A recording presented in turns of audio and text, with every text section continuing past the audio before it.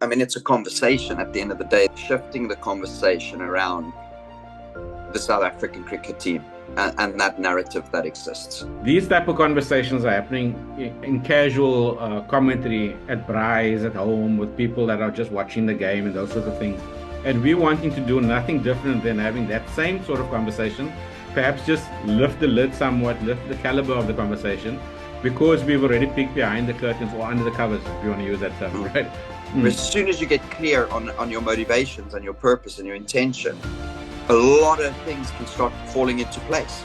Yeah. A lot of things become automated. A lot of things all of a sudden goes, oh, okay, cool, that's how I'm going to do it. So the hows become very clear when the whys are clear. These guys are hopeful that they're winners. They're not seeing themselves as winners entering it. Despite their having illustrious careers, it's a matter of coming together under the Proteas brand is where things come unstuck in a way. So the identities of our local cricketing ecosystem has been completely eradicated at a provincial level. There is no longer that sort of, oh, I want to play for this team. Yeah. It's like taking someone that's not familiar or not comfortable or used to being free and not shown how to handle that freedom. It's the same sort of analogy when we start talking about a playing philosophy of playing with freedom. All exciting stuff that we're going to get into, right? All exciting stuff that we're going to get into. I'm already salivating a little bit. Russell, I'm excited for this chat, right? We're veering off course slightly from our usual conversations, but getting back to our initial intention with connecting around these conversations, in particular to explore the South African cricket team as they're going through the World Cup, and in particular providing our commentary from our unique sort of perspectives based on some of the things we see that's happening in the space, even if it's limited to maybe social media and interviews and that sort of thing. And maybe just to preface this conversation again with a lot of our thoughts could potentially be sitting based on assumption, right? Because we're not in the environment, we don't know. However, this is what every person does on their couch back in South Africa as these games are unfolding, and so we're hoping to just provide that unique perspective based on our skill sets as mental performance coach for me and team culture catalyst for you.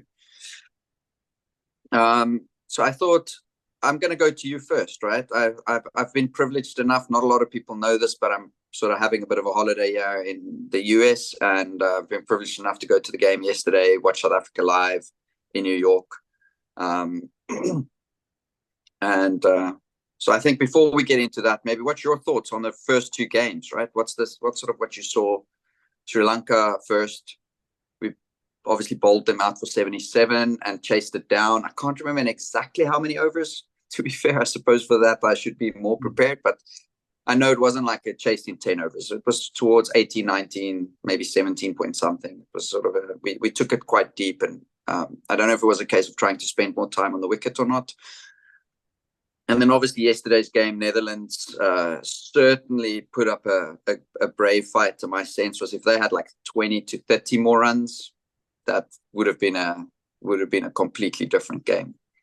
But yeah, maybe let's get into where you're at with it, and then I'll share some of my insights, and we see where this conversation takes us. Yeah, you had the fortune of actually being physically at the game yesterday, so you could have actually picked up a little bit more than usual. So, but that's fine. I mean, what stood out for me from watching those games was the fragility of where the team is at. So, obviously, it's the uncertainty of conditions and going into a new tournament.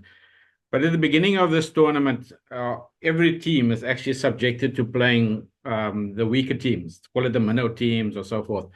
Now, not to say that Sri Lanka and Netherlands are minnow teams, but they are ranked slightly lower than what we are, and they haven't been playing as well. So the manner in which we actually played those two games, it reflected something. And for me, it reflected the fragility of where we're coming from. So I felt like a lot of the way we approached it, as you just said now, the Sri Lankan game went quite deep. Even with the Netherlands game, there's a lot of hype about our history, the fact that we've got, this team is our nemesis, sorry. And, they got one over us type of thing. So as a result of that, it felt like that added pressure from behind the scenes was starting to come through. So the first thing I picked up when I watched yesterday's game, for instance, was even the captain referred to it at the coin toss.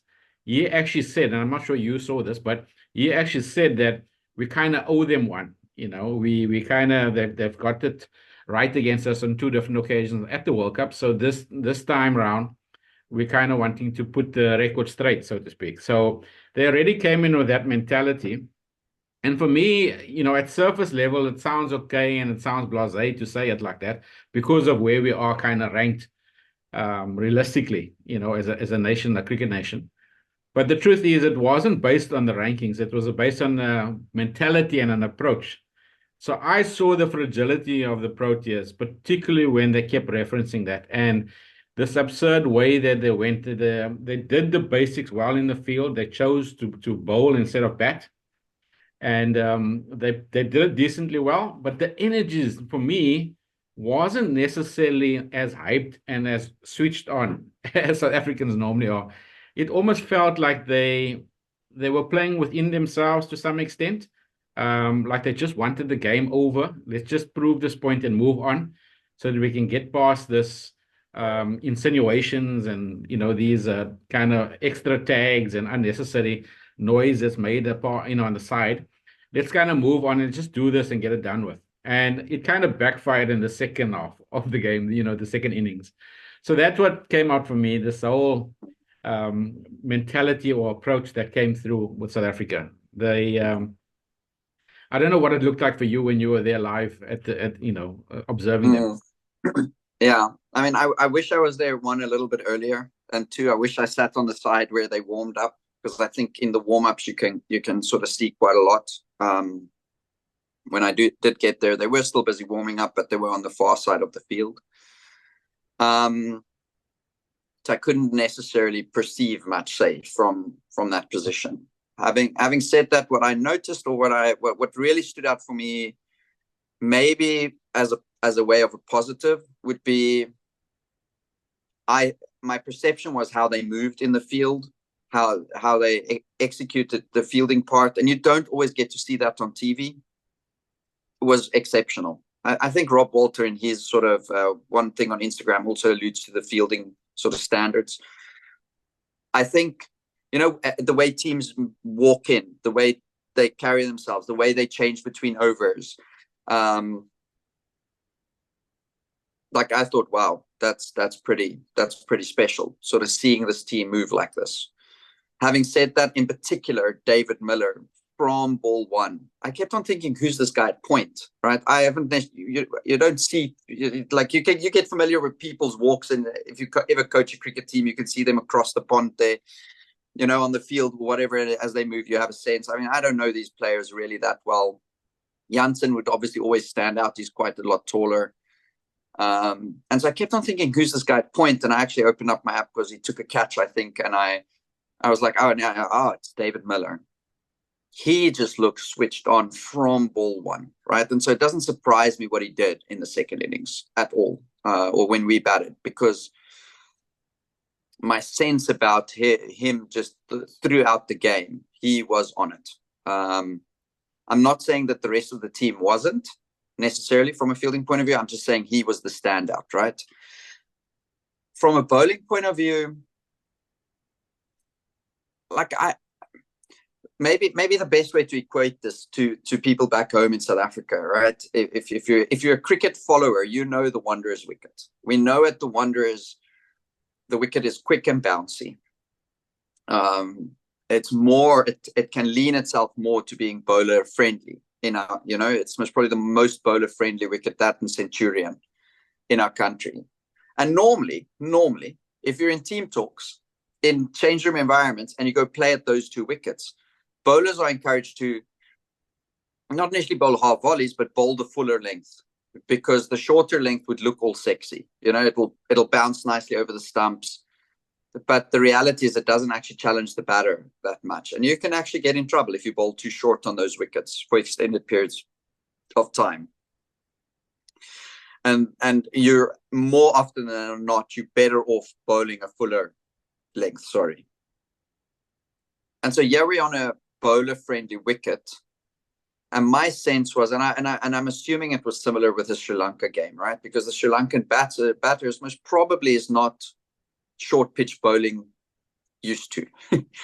And you'd most probably imagine that the Netherlands batters aren't either. Say bowlers bowling at 140 plus, sort of Janssen type bounce, Heinrich Nortje type pace. You can imagine that they're most probably not used to that. And so it's not initially a bad tactic. It's not a bad tactic to say, hey, we're making tactically this decision for these reasons. I just struggle to get my head around why. And if you think deeper into the competition, Nortje was in the West Indies and he wasn't that effective, right? And if that I wasn't there and I didn't initially watch those games up close sort of a lot, but I would imagine he was bowling kind of shorter because that tends to be his role in the team. You know, your job is to be this guy that knocks people's heads off, take the feet away, you know. And it wasn't that successful in the West Indies. And so I'm struggling to get my head around if we're playing these perceived weaker teams. And yes, we might be choosing a tactic that serves us in these games, but I don't know if that tactic will serve us through the competition. And so when we get against stronger opposition, to me, in my head, it makes almost more sense to say, if we're playing against teams that's a little bit weaker, surely if we're practicing, and we didn't play a warm-up game before the time, so our conversation was sort of saying, well, maybe we're going into this competition, maybe we're using these first couple of games as partly warm-up because it is against perceived weak opposition. I'm struggling to see how we're utilizing, from a bowling perspective, this time really well to prepare us for what's to come. If that was sort of part of the plan. Where the Netherlands bowlers up front didn't bowl that short. They just ran up and bowled lengths and our batters was in trouble. You could see it. Not necessarily like in the power play. Obviously, Quintin didn't face much because he got ran out early, but playing a missing, sort of beaten by good lengths with bowlers that are potentially perceived at times as not as good as ours. And they had us seriously on the back foot. Miller and Stubbs batted exceptionally well. And I think if it wasn't for the two of them, again, in their moment of individual brilliance, if it wasn't for them, the Proteas was in some serious trouble there.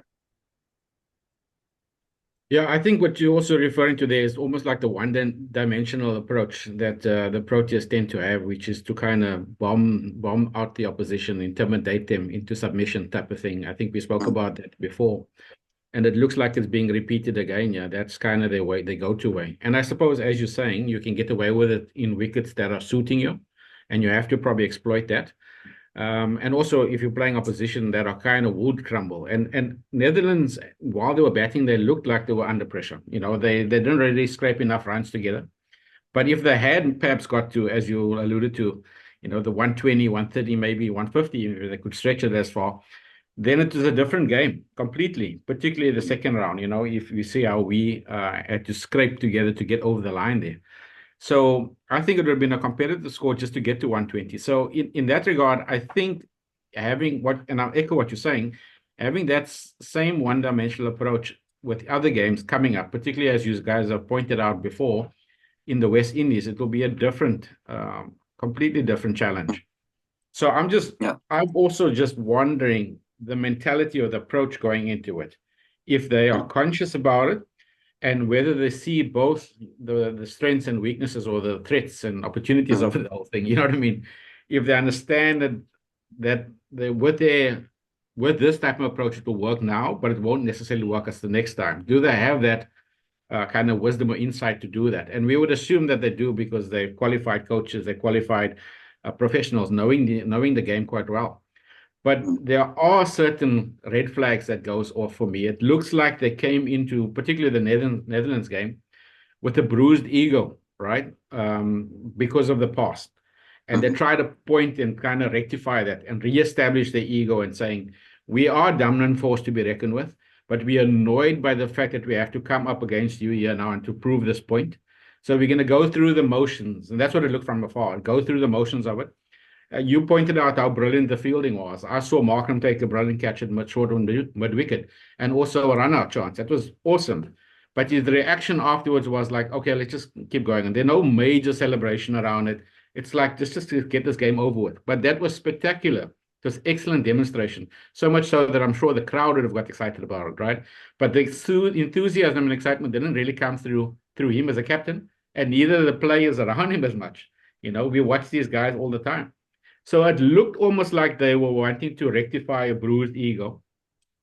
And at the end of the day, that is a very shallow approach. It's almost like a spoiled brat kid that was once embarrassed and now wants to come and prove a point again and want to kind of turn the tables and say, I'm going to get my own back. I'm going to prove and win one over you. And it's going to be my turn to embarrass you now, And that for me seems to be the thing that half backfired. So I asked the question, was the win with the Netherlands actually winning? Was it winning for us, right? Did it actually really benefit us? Because we want to kind of script this narrative and saying, yes, as long as we got the points, 2 wins out of 2, but the way we're winning, or even the intensity or the struggle of winning, seems to be applying more pressure to us, and particularly the way we're approaching it. We are asking more questions as opposed to being clearer of what we're doing and getting more confident going into the next game. I'm not sure if you feel the same way, but that's what I'm picking up. It doesn't feel like that win was actually a win. Even if you refer to Rob Walter's interview afterwards. He's standing there swaying up and down. And again, I don't mean to be overcritical here.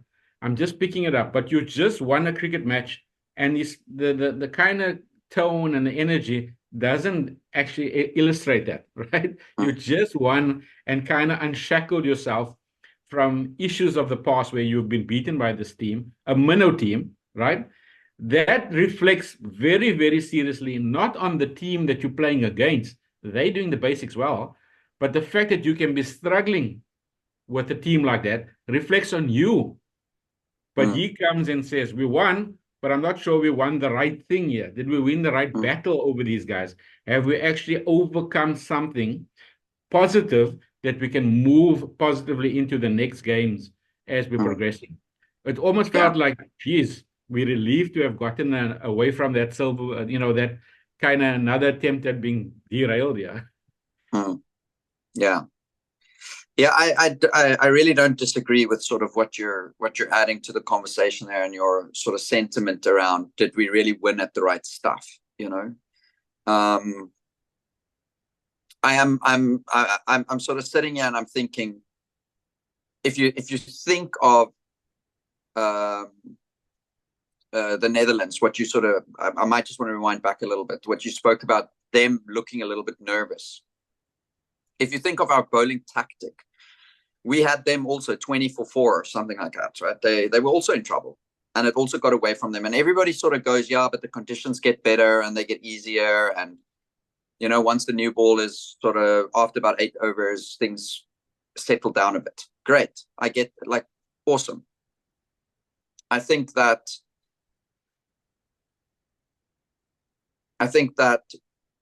what we're not considering is the fact that if we have them 20 for 4 and we just didn't run up and just try and bomb them out, Rabada was really the only bowler that didn't use the short ball tactic that much. He was, however, the least effective, right? He went for the most runs. My thinking is just around that is that's great. That's all good. I don't know how that carries you into the tournament forward. And I know that when we were in the West Indies, we already struggled with this, right? And so are we remedying that? And maybe they are. Great. Awesome. Phenomenal. How about it? You guys are busy with the right stuff. You're heading in the right direction then from a skill point of view. I think what trips me up a little bit is, maybe to move the conversation forward, is if I look at the sort of top order batters, right? And if I was in that space, one of the things that concerns me is the level of motivation and possibly the reliance on the middle order. And knowing South Africa and knowing the game of cricket, we have this tendency to have an over-reliance on a certain sector. Like right now, we've got the bomb squad in the middle there. Previously, it was our top order. Oh, we got Quintin and we got this guy and we got that guy. And because of that, we should be winning, or we will win. Then we had bowling attacks in the past, right? And that we highlight specific skill sections in order to comfort ourselves that this is what it's going to be. This is what it's going to take this year. We've got 11 people on a cricket team here, got a whole support staff in the background. And yet we're phenomenal at not highlighting the Proteas above everybody else. What does concern me, though, is I wonder what work is being done around, in particular, I think of, say, our two openers. Quintin, if you think of his story and where he's at and the little bit I know and understand about his character, through media and through a couple of sort of interactions as he was a bit younger. And I mean, people do grow and evolve, so you can't speak the whole truth on somebody because you don't know. But my sense is, right, that I don't know how motivated he is as an individual to succeed at this World Cup. Financially, he doesn't need anything in this life, I don't think. You don't know how people are spending their money, but he's sort of set with these IPL contracts that he's had in the past. I don't even think he has to go play in another IPL, potentially. And so I can see that players sort of, or him in particular, I'm struggling to see what motivates him right now to succeed. You saw his last IPL. It wasn't great. There's an intensity to international cricket that I think if you're not exposed to it, it takes you a while to catch up. And maybe he's still catching up a little bit. I don't know if he's the type of person that'll raise his intensity on his own, like, say, before World Cup, that he'll start getting into the nets. And he said openly on social media, I don't practice, And so I struggle to see how he maybe that's the hope, that as we go, he sort of finds himself a little bit more, and that he, through the exposure of the training environment, et cetera, he can sort of start finding that. But I'm struggling. I'm struggling with him in particular to see how is he going to step up. And I wonder what's being done behind the scenes. I'm curious to know who is maybe tapping into him and saying, all right, my guy, we need you too. We can't just rely on this middle order. Reeza, when he had to fight for his spot in the team, when Temba was sort of there and he had to fight for his spot, you saw him perform phenomenally well, which at that time warranted him to be selected, and he wasn't. And then he'd go out and then he'd just perform again. Now he's there. And so the motivation has changed again, right? The motivation has shifted from, I have to prove myself, to, okay, now I am the incumbent. Now I'm the one in the position. And so again, it just speaks to that idea of Protea fire. When we've got our backs against the wall, it's easier for us to stand up. It's easier for us to show ourselves. And so I wonder with him, I am curious, what's being done about that? Are people noticing these subtleties? Are they contemplating and thinking, shucks, this guy he's actually here for a different reason now, He's now not here because he has to keep somebody else out the team. He is the guy now that must do this. And that sort of shifts, right? It's a shift from, oh, I don't have to prove myself anymore, to I've now got to perform. You see it, I think we spoke about it before, like end of a cricket season, all of a sudden people start performing. Why? Because my job's on the line. Oh, now I got to go score runs. And so the things that motivate us to perform is different. And so I don't know how much work is done around that in the environment. I'd be very curious. I certainly know if I was there, I think I would be aware of these things and at least go tap on a guy's shoulder and say, let's go sit around the corner here and have a little conversation. Let's just check in with where you're at, what you're busy with, Yeah. And then the middle order, I don't know, right? We've got this reliance on them, and I'm sure if they click, it'll be phenomenal. Are they going to click every game with that pressure, with that intensity? Can David Miller do what he did yesterday every single game? Against the West Indies, say, in Bridgetown or wherever, with everything stacked against you, can you just show up and do it again and again? And maybe someone like Miller can. The rest, who knows? I think time will tell. And so I think part of the work that must happen must be around that batting lineup and saying, right, guys, how are we actually going to nail this? how are we going to make sure that these 6 batters that has to go out there and deliver this, maybe 7 with a Janssen, that they are ready for what's to come, not just sort of just the next game. And I know performance happens in the moment. I'm a big proponent of that. But my sense is we miss these tricks, and then we show up and always afterwards we say, oh, we should have, you know. Sorry, I know I'm speaking a lot here. No worries. I think what you touched on for me as well is the individual motivation, but also the teaming motivation. So if you just look at yesterday's game, for instance, I think the Netherlands shows an example of what we ought to be doing as a batting unit as well. So the whole teaming aspect of coming together and working as a unit. So if you have, as you just explained now, you have your personalized motivation that you have to kind of be aware of, the transitioning from one to another, but also you need to understand that you can absorb some of the energy from a collective buying. So if you look at Australia, the way they've played their game against England, for instance, there was every single batter kind of chipped in and they got over 200. And I know it's different conditions and all of that. But the point is, they don't have a reliance on one individual. So in times past, when you were referring to Quintin, for instance, the South African team depended on Quintin to get off them to a flyer. And then everything was built around that opening stand, right? Whether it's Temba and Quintin, whatever. But as soon as Quintin kind of goes, it lulls and everyone else has to step up, whether it was Rassie van der Dussen or whoever was coming in later. You know, the next person then has to pick it up. But initially, that setting the standard or setting the game up from up front, there was heavy reliance on what you refer to there now, the individual brilliance. And that's the distinction really often what happens between individual brilliance approach or the motivation of the individual, monitoring that, but also then finding a way to mature it into a teaming approach where collectively, if you're off on the day, there's still your teammates that can chip in and help you find a way. Like a Glenn Maxwell, for instance, they've been scoring no runs in the IPL, coming in, first ball ducks, and yet he's still in the Australian team and still then makes his contribution in that team. So he doesn't feel less than, because now he finds his way back into it, and I think he scored 20 odd. But I mean, that's his contribution. Then he comes in with the ball, he takes a few good catches, he does his thing, and they win and they get over the line. Whereas we are hugely focused to a large extent on that individual performance.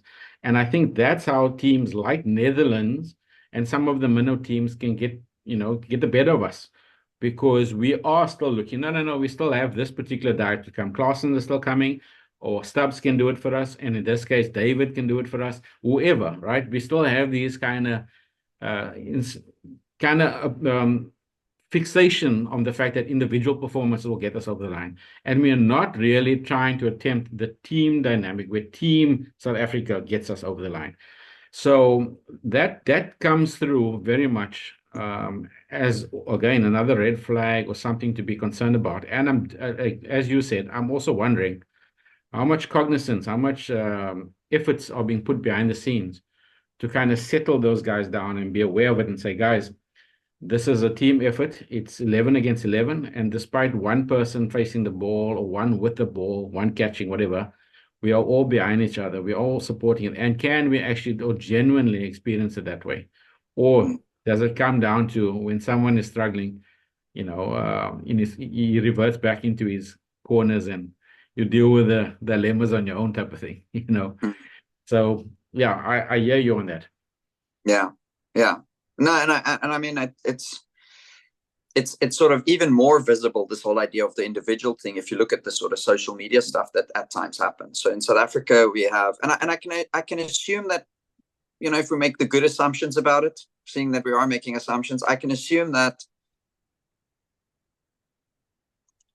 the good part about it is to show the humanness of players, right? Is that we're human, we're not just cricketers. Right, that could be the sort of good angle on it. But if you look at like the social media, we do these sort of individualized interviews where we get the players to interview each other, and maybe it makes for good content and some likes and things like that on social media. But I think it just keeps perpetuating the idea that it's about the individual, right? And then when we do show the team, we show them having some fun in New York, living the high life,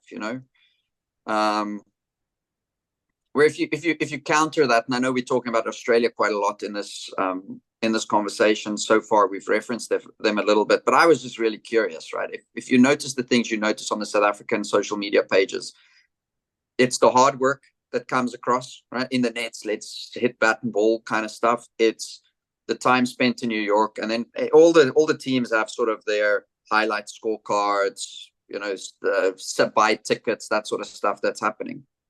But what really stood out for me, if you go look at like the Australian one, they've got some young kid there who's like the Woolworths blaster, cricket blaster of the year. Some young kid, Taj or something is his name, on there wishing the team well. So I feel like you get the sense of they like connecting with the young, right? Then you've got Mitchell Marsh. And hey, maybe this stuff's promotional, right? Like maybe we're reading too much into it. But I'm just saying, if you think of the story and the narrative they're trying to tell on their social media, they've got Mitchell Marsh connecting with the Uganda cricket team and sort of sharing shirts or looking at each other's shirts. I don't know exactly what was happening there, but and then you've got them posting something about how money is being spent, the Wembley Cricket Club grassroots money and finance, and how that's being put to use, right? And so I always get, and all of this is happening at the time of the World Cup. So they're not just highlighting the team, and they're sort of pulling into in other elements and other sort of ideas around cricket in their country, and they're telling the narrative and the story around community, around the Australian brand, around young, and that the young ones are the future. Kind of like it could be around that, right? With the South African team, firstly, they've got a very specific social media page just for the Proteas, just for the men. And I think they actually converted their main Cricket South Africa profile. They converted that into just for the men's team and restarted the Cricket South Africa page.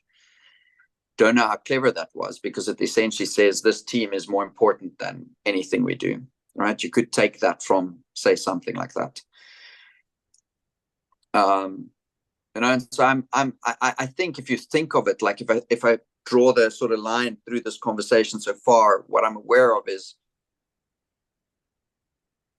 if you think of the individual stuff, you think of the motivation stuff, and you compare that, say, with Australia, and you think of their motivation is to represent their country really well. It's not to build their personal brand. Their motivation is team above me, right? We all contribute to the bigger cause here, more so, I think, than the South African story and the South African narrative. And so then you look at how that plays out on the field. Then you look at how people get supported. Then you look at how there's not a super focus on if somebody fails. How do they pick a Warner who doesn't play in the IPL? How do they pick a Maxwell who doesn't perform, even doesn't perform in the first game, and they just keep backing him? How do they do that when in South Africa, even our selection a lot of the time is just geared around individual form? We pick the form players. Okay, but then you get form can change from tournament to tournament because pressures are different, environments are different, conditions are different. Where I feel like the Australian team picks more on character. One, they maybe use a little bit of past history, like you've contributed before, you're a game changer, you're a game winner. And Ricky Ponting, there's an article of him where he says, natural winner like Warner is more important almost. Mm. And I think that speaks volumes to the way he's Australian, talking about Australians, like it's in our DNA. This guy is a winner, and so we pick him over somebody who's, and maybe that's what a Fraser McCurk must still learn. As an example, the lesson to a young Fraser McCurk is saying, as an Australian cricketer, you first got to learn to be a winner. It's great that you're doing all this phenomenal stuff on the field. However, you have maybe you haven't nailed this part, or maybe you got to come learn this part. This is the part we want you to learn. We want you to come learn that you are this thing, part of this team that's way bigger than you. That's what you got to come learn. Yeah, then we pick you. When South Africa is like, no, you're in form, you're scoring runs, we pick you. Doesn't almost matter who you are, what you contribute, or we'll sort of teach you how to be, and then it comes back to that sort of fit in or or stuff off or play your cards right sort of mentality. And I'm not saying that that doesn't exist in this Australian team, right? But I think they look for something different. I think they look for if you have what it takes to really make us win on the field, because you are that on the inside, more so than we do. We pick individual brilliance and then we kind of hope that you're okay. And if you're not, well, we'll maybe just put up with it for a period of time, you know? Yeah. I tend to want to feel sorry for these guys in a sense, because we know them to some extent. We firsthand, we engage with them, we worked with them, right? And it's a little pity because they're really nice guys. They're really cool guys. They're really decent South African guys. Your guy next door type of thing. You can really get along quite easily with them. The majority of them, right? No one is a real absolute idiot and like completely. Every single one. If you go there, you will feel very comfortable being part of the South African space there, right? But the sad reality is they've been sold a wrong approach, unfortunately, and they don't even know it. It's like a blinded way of being led astray, because what they've been kind of asked to do is to kind of just go prove to the world that we can do this, that we're more than capable. Like we want you to put on this major performance so that we can feel good about ourselves as South Africans, as yourselves, who we know yourselves to be high performance, but just go represent as well, right? Go put on the show. And I often remember this, like, the added pressure. I think we spoke about it in a few other conversations about don't perform, don't try to show off in a way. Just be yourself. Just be your full self, confident. You're already accepted. We already like you. You're really cool guys. Be yourself and let that true talent of yours just be expressed, exposed, and just let us be that, right? Don't try to add on to this. So for me, when they have unconsciously coming with an ego approach to the game, essentially there's already you failing, because ego is not the real you. Ego is a bravado. It's an impression you give to someone else. It's not really true. It's a crusty thing that's going to crack under pressure. And they're constantly falling time after time. Now, these are nice guys that are pretending to have this bullish type of demeanor. They really don't have to. If you look at an introvert like Janssen, for instance, you can see the guy is not going to be in your face and that type of approach and egotistical about it. He's got huge capabilities, just natural giftings that he can exploit, but he doesn't have to be an egomaniac, really. He doesn't. But the system tends to perpetuate and say that's the way we get success as South Africans. And that's not true, because off the field, we're pretty decent, easygoing guys or easygoing individuals, right? Yeah. And so therefore, I don't think an ego approach is the way to go, because the first thing, when you're unconsciously operating from ego, your ego can get burst or triggered very quickly. Then you become reactive and then you lose yourself, right? And for the most part, as I said earlier, this was kind of a saving face scenario where they were trying to redeem the ego. And because they got over the line, the scary reality, and again, I feel compassion for these guys. The scary reality is they're going to now push their chests out and lift their chins and feel a little bit better about themselves. But deep down in the basement, they know that a minnow team just put them under the pump and they could have easily lost that game. So they don't really feel like they were victorious. What did they really win? Because the egos are still slightly deflated. You know what I mean? The egos are still very fragile because they're still coming from an ego space. So I don't necessarily think that they are aware of the fact that ego is driving this bus, right? That ego is the thing that's actually pushing this accelerator pedal at times, and then they encapsulate what they're actually not about. And then all of them start crumbling individually, and we start looking like mukhus, like we don't know what we're doing, right? And that is purely the enemy. Ego is not your amigo. I heard it said once, right? And that's what we're not addressing. And these things that we're talking about, the foundations that we're saying, it kind of puts ego in its place and use it as a context to say we need to grow from that. And let's not come across as, for lack of a better way of saying it, dumb jocks, and just use ego to kind of push our way through, right? Let's get a little bit more mature about it. Let's work this human nature thing, connect really well with each other, and let that come through onto the field as well. The West Mm. Indies were very, very classy when they were successful back in the day. You can be Yeah. extremely classy and still be a winner. But we've Mm. bought into the narrative that we have to be absolute idiots to get the win accomplished. And Yeah. that type of thing is not necessary. And that's why I feel sad for these guys. Because either they're catching a silent brag with ego, or they're blatant in your face and being obnoxious brats. And Mm-hmm. those two nuances are consistently playing itself. Now you're going to pat someone on the back for a brilliance. He played well, him and Stubbs. But they're going to pat themselves on the back, build this ego back up, and they're going to use that very ego again and come back at the Bangladeshis next time. And they're going to keep Mm. practicing that. And then when they come to Nepal, they're going to keep going hard at them with the same inflated ego again, right? Push their chest out.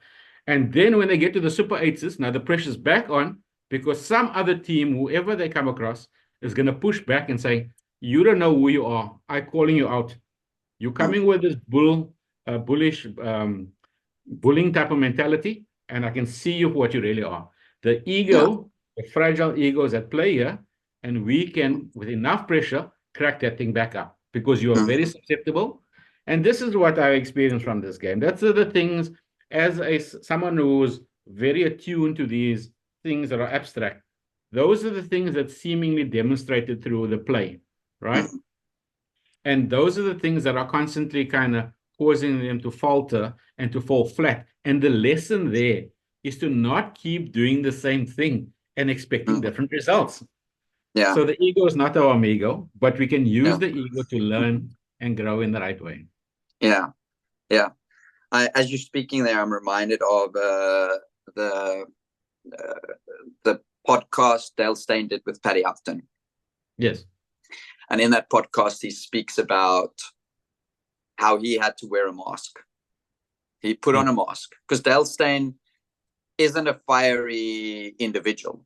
He is not that. Like, my sense, I've never had the privilege of meeting him, but I've spoken with a lot of people that have been in change rooms with him. He's I have not been in that. change rooms with him. He's not that. I'm telling you. He's I not that, wanted right? him. Yeah. Yeah. He's not that, right? And hey, I'm not saying his aggression was wrong.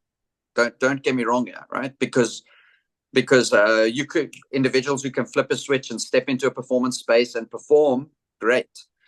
So that's not the thing that concerned me when I listened to that podcast. The thing that concerned me was the way he explained it.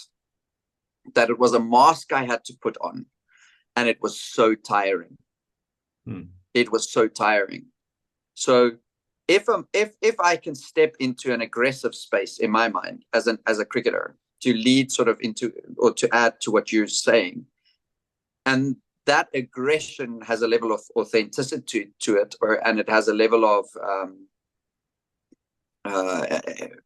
enriching my experience to it, then I think it is way more powerful than it is this mask I have to wear. And I wonder at times, right? There's a huge connection between your mind and your body. What if the whole thing that happened with his shoulder was just his body saying, okay, enough now? You know, and so his star and his fire that he showed us petered a little bit towards the end, right? It sort of faded quietly, and I wonder at times if that wasn't just his body saying, okay, cool, listen, I've had enough now. I think this thing that we're doing, that's not really us. It's got to stop now. You don't know, right? You don't know. Yeah. You don't know. So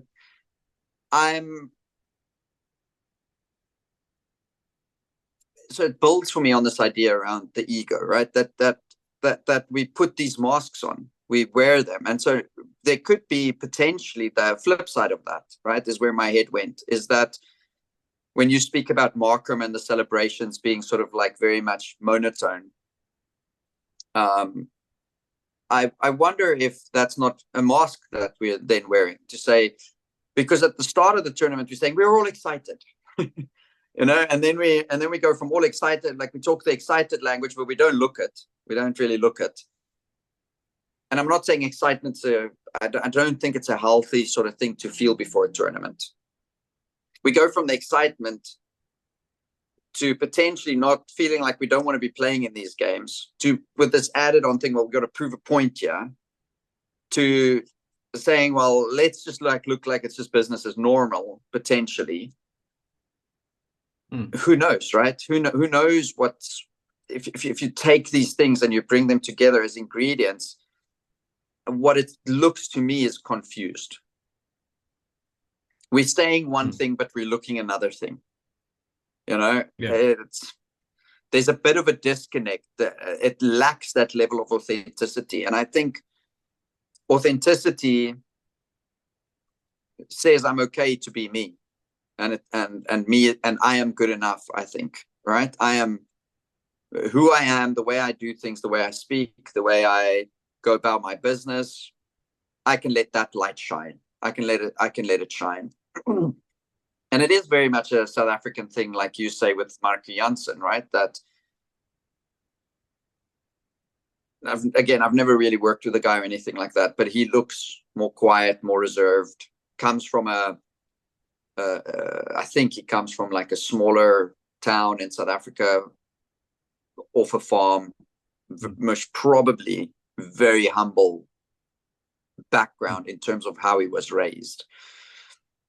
And I've been in nets, not with him in particular, but I've been in nets where there were bowlers that were similar, and they would be told straight up by coaches, like, if you smile or if you do this again, you know, if you show up this humble again, you know, you're a fast bowler. You're supposed to want to take people's heads off their body, you know, like.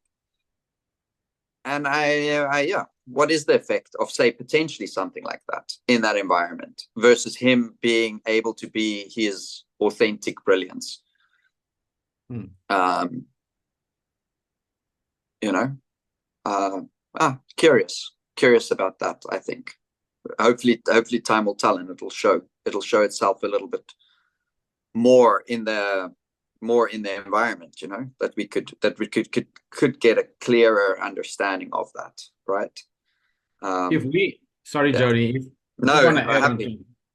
so if we as supposed, you know, professionals or experts or people who have a sense of certain things, right? If we can see it from afar, and perhaps having engaged with some of these guys directly, having worked in the system for a few years now, right? Our assessment surely should count towards something, right? I'm clearly saying these guys, because of what we're perpetuating in terms of how performance happens, how it happens, the spirit in which performance is guaranteed, I'm telling you now, these individuals are deeply conflicted. They are deeply conflicted because it's not necessarily the way other teams are getting certain accomplishments done. They don't necessarily have the same, but we keep driving the same narrative of having the same approach and saying, because it's done before, that's the only way we know how, and that is also our South African way. And everyone has to submit to that, instead of allowing certain individuals who have unique talent and capabilities to bring their own nuanced, you know, fresh approach to it and decide, no, I can still be successful. Otniel Bartman, he doesn't have to be in your face and produce the goods, but everyone seems to be surprised.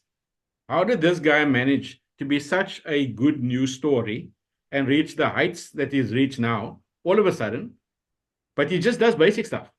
He doesn't get in your face. He hasn't got the intimidatory type of the demeanor and the old South African style, but he does the business and he achieves it, right? And it's only second game, so time will still prove, right, you know, whether he's actually a sure thing. But my point is, there's different ways to do different things, and if people are allowed to bring the uniqueness, instead of prescribing, this is how South Africa does it, and then different coaches come in with different mentalities and want to tell, because they need to justify why they're there in the space, tell the players, no, do this, do that, this is the way to do it. Surely the players can work it out for themselves and kind of be a facilitator of that individual finding his best and peak performance, right? And bring a unique flair to the game. Bring it. You know, I remember Robin Peterson back in the day used to do a reverse sweep. It was very much something that wasn't even a thing. That is 2011 or something way back. Now, a reverse sweep for six is like a normal thing to do. This guy, the captain, reverse swept Rabada, I think, for six. Yeah. Right? Off the stumps. Yeah. So this is like a normal thing to do now. But back in the day, we were told that's not how we play it. We need to play in the B, play certain because we need to, whatever, absorb pressure, whatever, all these catchphrases and all those sorts of things. Prescribe a certain mentality. Allow the players to uniquely, without ego, find a way to be confident of what they can do and let them go do it. Then we're liberating a lot of people with their potential, and we'll be surprised what comes. But to keep prescribing an egotistical approach, and then we have a system that says, no, keep hunting your ego, putting yourself on social media. It's going to create a nice narrative. We're going to have a chasing the sun version for cricket, and then people are going to like that. And we're pulling the wool over people's eyes. Why would we need to have these type of videos coming in so we can see inside change rooms? Just be real. Let's not keep putting up the bravado of, oh, look how good it is there. Net son Bokandi Volker when you get to the Proteas. And everyone needs to aspire for that. Be the best version of yourself, and that will be enough for you to be able to have a nice platform to express that. And we want this uniqueness to come through, But now we want to paint and force the narrative one way because we need to do what the rugby guys have done, right? But we're not doing what the rugby guys have done necessarily. We're not giving them all the resources and letting them get real about certain things. So don't need to mimic that. That's what's currently happening. And at the moment, that bravado of the rugby does not fit. It's the wrong mantle, doesn't fit cricket guys. They need to have shin guards and the gloves and a bat and a helmet, where rugby doesn't have those things, right? You just have to have this determination to be broken and still go through the wall. And that's not going to work for cricket. But we came to say that ego approach is going to win us World Cups or anything else. Yeah. And hey, as you're speaking, I'm just like, I've got these things jumping through my head, right? Just in the last 3 or 4 years, as doing the mental performance coaching work, how many cricketers in particular I've worked with and spoken with that are so down on themselves, so confused, so knowing that they can perform, but they can't, or they really struggle because they conflicted between what a coach is telling them versus knowing what lives and breathes inside of them. And I'm so with you that I am so wishing, so hoping that people that listen to this conversation can grasp this thought or this idea that as a country, we have uniqueness inside of us. We have this diversity of culture. That is our strength in my mind. It is our, if we want to focus on the individual, it should be to harness each individual's ability and power and how that can contribute to the collective, because we are greater than the sum of our parts. And we can be even greater if the sum of our parts is not the same block we're putting down, but if it's all different. Right? And so I just want to tell a quick story. I don't know, maybe I've told it here before, right? I don't know if it was an offline conversation that we've had or if I've actually told it on the podcast. But I think it's, again, just so relevant. Just last year, I spoke with a cricketer. And this cricketer plays first-class cricket in South Africa. And he's in a team. And at the start of the season last year, the team had a poor performance. And the batting unit was called into a meeting. Now, we're talking professional cricket here. The batting team was called into a meeting and was told that unless they collectively change their techniques to something that the coaching staff wanted, that they will not be on their team. They won't pick them. And when I heard this, I nearly fell off my chair, because these are respectable coaches, some coaches that have been around the world. And I thought, well, this kid, right, he is in that team because he has scored runs. He is a phenomenal cricketer. He's played SAA, really good cricketer. Fortunate to have worked with him. He knows what he's doing. He's done it before. And so what I really struggle with, right, and this is the point I'm really trying to get across, that if you're a coach or if you're a parent or if you're an administrator, unless you're working with cricketers, really trying to understand how they get their success, like you just said, how is that individual their best? How do they get optimal? How do they do that? And that could involve so many things, from warm-up all the way down to sleep, to nutrition, to diet, to the people that's in there around them, family, to their skill, their technique. There's so much to that, right? And we spend so little time on trying to understand that. So little time. It's normally just, this is the way, and you've got to go do that. And oh, shucks, you can't do that. Versus a cricketer having a very unique way of expressing themselves. I actually think it makes it easier than for opposition to play against us, because if they understand our way, they can just take that on. And if you think of tactics and strategies and looking at people and identifying their strengths and weaknesses, if there's one way that we're going to look to play and you can break down the one way, you're winning. And if you can't, okay, you'll lose the cricket game. Where if you have to battle 11 people, all with differences, all with uniquenesses that are world-class, that are exceptional, because they've been allowed to develop that skill set and their character and their abilities into world-class in a unique way, how will teams conquer you? Because then they've got to come up with 11 possibilities of things that they've got to try and problem solve for, rather than just one thing. And so we really have this unique opportunity to become world-class and excellent and phenomenal. And I think we shoot ourselves in the foot, boom, with a big shotgun, by making it just about one thing, by making it about just this one way. Interesting thought on this, right? I was in a coaches meeting 2 years ago. At the time, Enoch got me involved in a project, and I don't mind speaking about this because I'm not involved with it currently, so I don't even know where it stands. But he got me involved with a project which was around identifying and defining the brand and the philosophy of the South African cricket team. What is the South African way? And I know we say the South African way is this hard way, right? But here's the weird thing. We had in this meeting, it was myself and the coach education manager and a couple of other people that was involved in this project, right? It wasn't just me.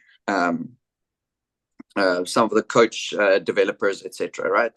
But at that time, I was sort of, along with the coaching manager, we were sort of spearheading this sort of thing in the initial stages. And we presented our initial ideas, which was conversations we had with Enoch, the director of cricket, myself, Gift, and then one or two other people, right? And we were positioned, we just sort of from our initial discussion built a very basic framework, right? That had no detail in it or any of that sort of stuff.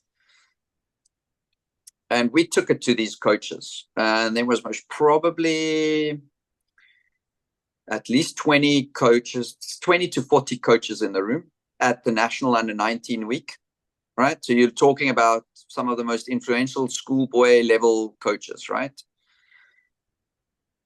It included all the scouts at the time, as well as the SA Under-19 selectors. They were all in the room. The level of resistance we got was quite interesting, number one. And number two, when we asked the question, what is the South African way? Nobody could clearly define it.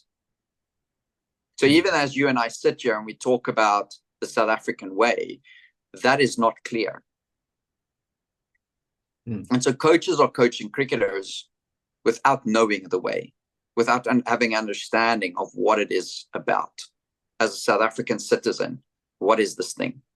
It's not clear. It's not clearly defined.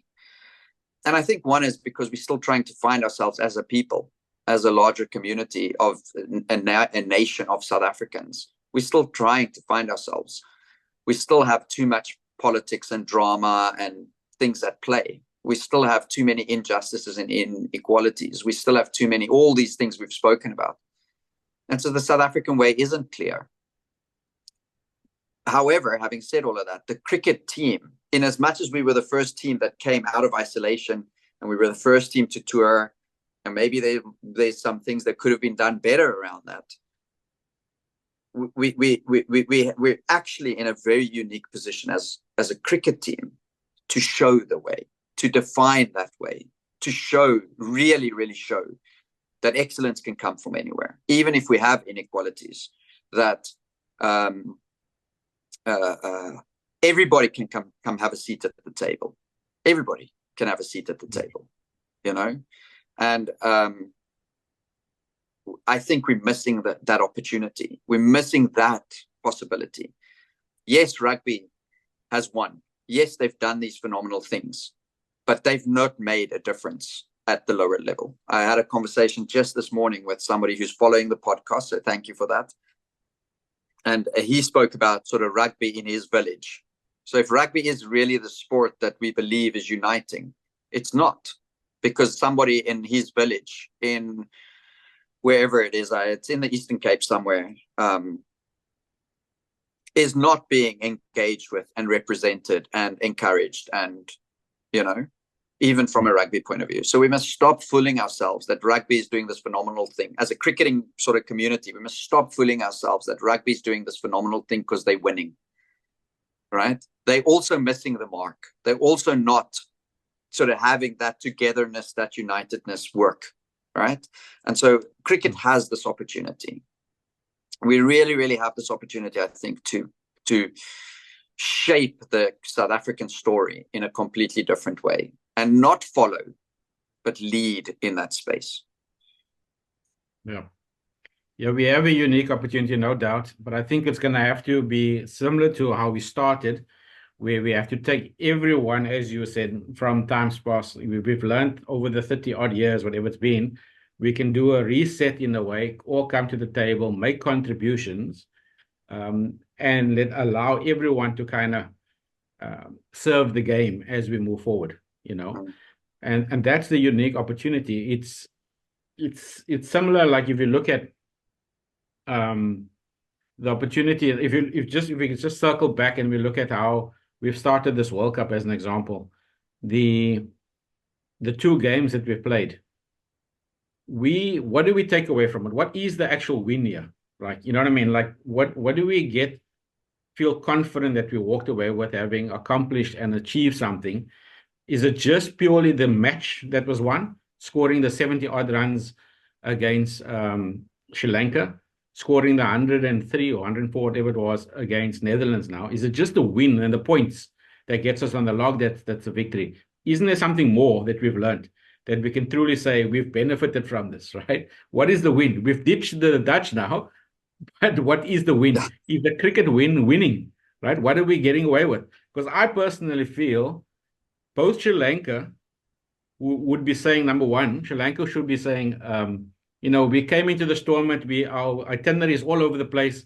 We had to overlays, you know, all these things. We couldn't actually make it to the training. We didn't have facilities, so we couldn't see what the pitch was doing. We made a call to go bat first when we should have possibly bowl first. You know, all these negative things. So Sri Lanka almost got shot in the foot.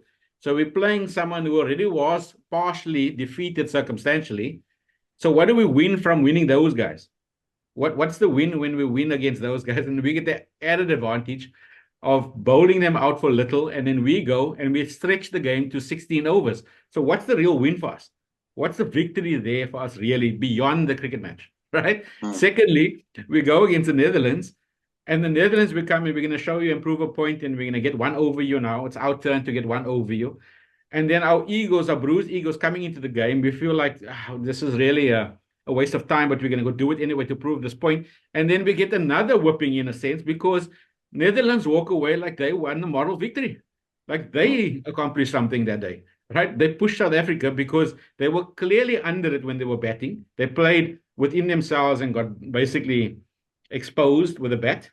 But with the ball, and when they came together, all collectively, the 11, they put South Africa under pressure. And it's the worst statistics, 3 for 3 or 12, 16 for 4, or whatever it was, right? So what's the victory really? Because moral victory is actually with Netherlands. So what do we Mm, walk with? That's why visibly the South Africans look shaken and conflicted. So they go on social media and say, wow, David Miller, 59 or whatever, so many balls. You won the game for us. We got over like, shoo, that's it. And then got social the 2 media points. and yeah, all those sorts of things. And on TV, we must be bunted in everywhere, left, right, and center. We must now get excited about the fact we won 2 out of 2. But what did we really win? Did we win that we feel so confident about ourselves? Because the next game is going to be 2 more minnow teams that we're going to have to play, most likely. But anything can happen in this T20, particularly with these circumstances and conditions. As we've seen, other teams are being beaten. So if we were to come up against USA, do we really feel like we have enough of the goods at the moment of what we've done and playing them in a Super 8 Mm, match as an example? Would we win them? yeah, You know? yeah, So yeah. that's for me the deeper thing. And when we talk about, as you said, Jody, resetting the landscape, we got to ask what is the real win? Is winning the World Cup the thing that we need to win at? What is that Mm, going to do for us? We need to be winners first, as you said, regarding the Australians and many of the other countries approach it this mm, way, right? We need to be winners first, come together and allow people to have a voice, have a say, and contribute, play their part to make that difference collectively. mm, That's mm. real teaming. Yeah, That's real teaming. yeah, yeah, yeah, yeah. 100%. I think everything you said there, I agree with. There's only one point that I keep forgetting I want to raise, and that is that the Netherlands batting was also in trouble at the start. If Yeah. we're, and I think I missed it when I was sort of speaking about this idea earlier about our bowling that I wasn't impressed with. They were also, I think they were 20 for 4. I think we were 12 for 4. They were 20 for 4, and Yeah. they still got to 100. Yeah. That I think in itself is not, yeah, things get easier, right? That's sort of where we understand on that wicket. It does get a little bit easier. However, they got 100. That says a lot. That to me, that says quite a lot to me. I will be interested to see. I didn't say this earlier. I was thinking it also was Keshav. I thought they played him really easily. So it will be interesting to see because he's a good bowler. We know that we've got skilled cricketers in our team, right? That's never the question. But it would be interesting to see how he sort of plays on maybe the slower conditions of the West Indies. I think when we get to the West Indies, that's the other thing. Teams like Australia, West Indies in particular, they're playing in the conditions where the Super 8s, the back end of the competition is going to be, for the most part. They're playing there, where we're not. We're playing in these completely different conditions. So our ability to adapt, which was a big thing from the West Indies series, we're not adapting, was the big talk out of the West Indies series before the tournament. Yeah, we got different players now, etc. Right? I think it's gonna be interesting to see how that unfolds as we get deeper. Can we adapt? Can we adjust? Can we go from these conditions and go play in different conditions where we might pick a completely different makeup? We might now go with Shamsi in the team all of a sudden. Markram maybe bowls more. You're not playing potentially all your seamers. It's going to be interesting to see how that unfolds and where the team goes next by the time we get down there into the Super 8s. And I'm wondering just what the effect will be on the team because they've played in these conditions now and you're not taking the confidence with you. We're in a World Cup. We've got these fragile sort of stuff that we're speaking about. Yeah, the masks that we're wearing, the egos at play. How does that then go into this next phase of the competition when potentially, say, Australia were on these wickets and they've gained some confidence because everybody's had a bat, everybody's had a bowl. We've been sort of and they've had to maybe bowl in ways that suit those conditions where we've just come with bomb teams out. We've said we're going to rely on the middle order, which we've sort of done in this last game. Stubbs and Miller is part of that, the trio in the middle there that's supposed to be doing all the business for us. But I'm wondering how it's going to play out. Slower wickets, not a lot of pace to initially just swing through the line of balls. 2 paced wickets, maybe in the sense of like bounce wise, Who knows? All exciting stuff, right? And to add to that, just one point regarding the Netherlands, the way that game shaped up and ended, right, indicates something. I'm just going to highlight this point. The fact that David Miller, this is a clear example of what we're talking about, the ego and the fragility of it when they're playing for it, right? The fact that David Miller turned down a single where Keshav pushed it down to fine leg, and he said no. Then he decided to take the last 2 overs for 16 runs. Yeah. That there is the bravado. Now, a lot of people will say, cool, he's taking ownership and he's going to finish the game. And they will get excited about it. But that individual performance, individual brilliance, where he is in, and yes, he must see us over the line. That's right. But he basically said, you don't have to take any runs. I'm going to do it. But if he had to get out at that point, there would have been added pressure and it would have backfired. Now, I'm saying the fact that he did that and hit the sixes, the 2 6s and the 4s to finish the game worked out in this occasion. And the bench is sitting there and saying, yes, that's who we are. It's going to be your turn today, David. Next time it's going to be Stubbs to finish it. Next time it's going to be Janssen to finish it, whoever, right? They're going to do the exact same thing because that's the script in which we go with. That bravado, that ego. But we know David is a very subdued guy, very humble-ish looking guy, very nice, down-to-earth type of guy. But you needed to go to that space to kind of say, this is how you win cricket matches from difficult positions. From pressure, this is how you overcome pressure. That is a fuse that is lit because it's saying, we're going back to ego. Let's see how this thing, when it explodes. All in what you just said earlier about the changing conditions and the Super 8s and all of that, together with our approach of this ego that's been lit now, it's a ticking clock about to explode. And just watch the space and see what happens. Yeah. It's interesting because the people I was sitting with was like not understanding of that in that moment. Yeah. They asked me what would I have done, and I was sort of sitting on the fence a little bit about it because I got where they came from. I get this idea that new batter in. I get that Miller says, right, I'm in, I'm set, it's on me, taking the responsibility. It's not necessarily a bad thing. But if the immediate reaction, and if the people that were sitting with me, they knew cricket, right? They weren't sort of just general.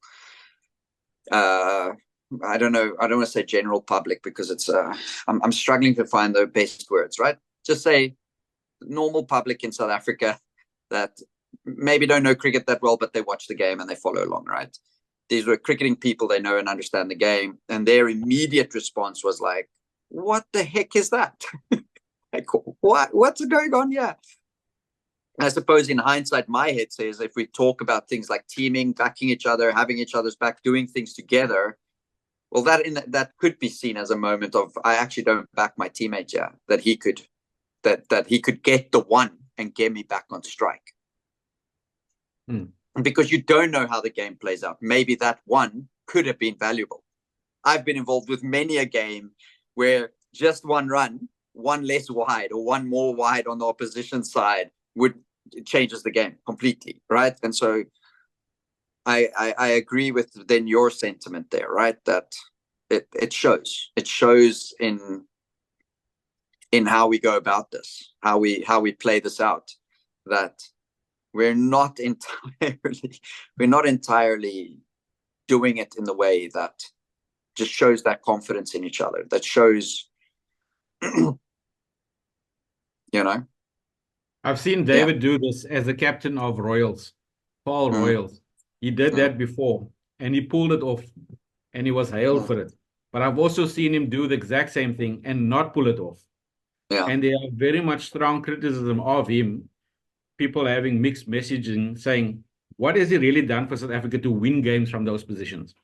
But it's not necessarily the question. The question is, why are we so reliant on one like him to keep doing it for us? Go finish games. We keep looking for the finisher. Why can't anyone and everyone finish games? Why can't Shamsi finish games? Or Lungi? Or Rabada? Anyone should be able to finish games or even take the singles and back each other. That's a better approach, a more mature teaming approach, as opposed to David Miller, the finisher. It's Miller time. All of those things. And then people are criticizing him because he keeps falling short of his potential as Militant, because it's a mantle that we unfairly need to place on individual brilliance as opposed to team brilliance. Yeah, I agree. I mean, how much has Rabada's batting developed? At school, he was actually a half decent. I think he batted 7 or 8, maybe 8, but he got some runs every now. How much has that actually developed? Not a lot. Compared to Stark and Cummins and these guys. Exactly. That's exactly where I was going to go to it. I mean, Cummins is nowadays almost seen as like, shucks, he could still win a game for. He won without sort of scoring the actual runs. He won the World Cup for Australia in that Afghanistan game, which could have knocked them out the game when Maxwell was standing still at the other end, not even using his freaking feet in cramp, scoring a double 100. Cummins was at the other end. I think he got 10 of 60 or something like that. Yeah. You know, but then at the same point in time, Cummins has hit balls out the park. Yes. Yet if he fails, if a Cummins fails, you never hear, oh, Cummins is useless with the bat. You never hear that, right? You won't see that.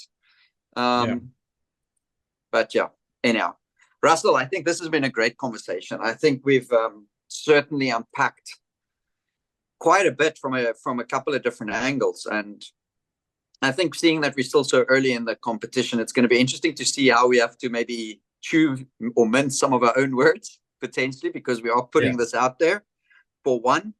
And do a reverse gear on some of our thinking down the line. And at the same point in time, be interesting to see, not only see how some of this stuff comes true, because I think it's already at play. So how does it just perpetuate and evolve into more than what we've already spoken about? You know? Or wake people up. Perhaps our conversation helps them wake up to some new reality or new approach.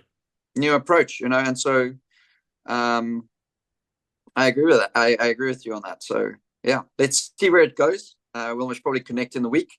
And I hope that everybody that's following along, please keep the conversations going. Please comment below this if you're keen. Subscribe to the sort of channel or follow the podcast on the stores or things like that.